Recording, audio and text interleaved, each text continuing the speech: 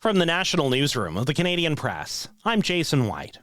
The FBI tried to get an interview with ex-Prince Andrew Mountbatten Windsor about his connections to Canadian sex offender and fashion mogul Peter Nygard. It comes in a latest batch of documents released by the U.S. Department of Justice related to Jeffrey Epstein. In an April 2020 letter, American authorities officially requested assistance from their UK counterparts in securing an interview with the former prince. The letter says there is evidence linking Mountbatten Windsor to both Epstein and Nygard in two separate sex trafficking investigations.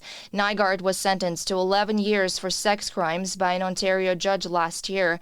King Charles stripped his brother of his remaining royal titles. Diana Musina, The Canadian Press. An Ontario lawyer accused of aiding an international drug smuggling network has been granted bail ahead of an extradition hearing.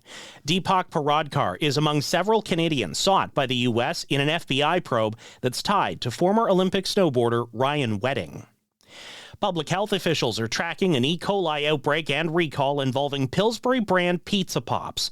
A recall notice yesterday said 20 people have become sick, 4 hospitalized after eating or handling the snack.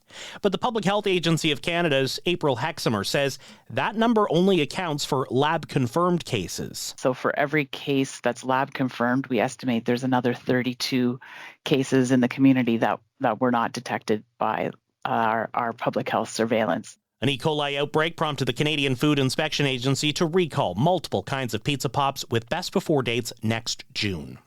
A deep freeze gripping much of Western Canada has prompted territories to urge residents to limit their power use.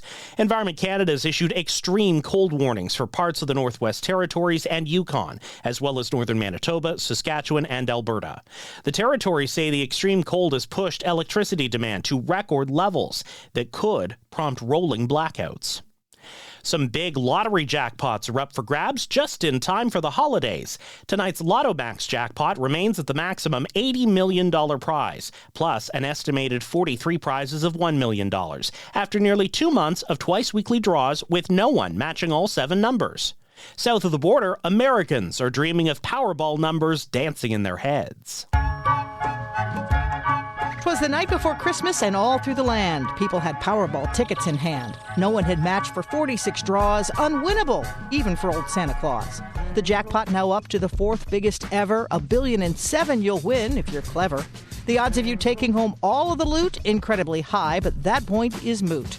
So, go buy your tickets. You must believe that you can win Powerball this Christmas Eve. Sherry Preston, ABC News. This is the Canadian Press.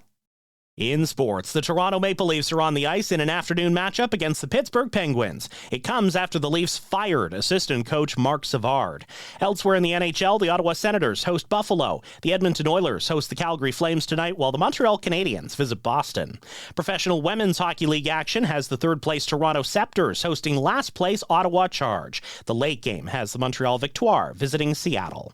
Canada opens its quest for a 21st gold medal at the World Juniors on Friday. The Canadians are coming off consecutive quarterfinal tournament losses. Star forward Gavin McKenna is among the 6 returnees from last year looking to make amends to fans. You let them down like that, they're not afraid to let you hear about it, and not saying we didn't deserve it.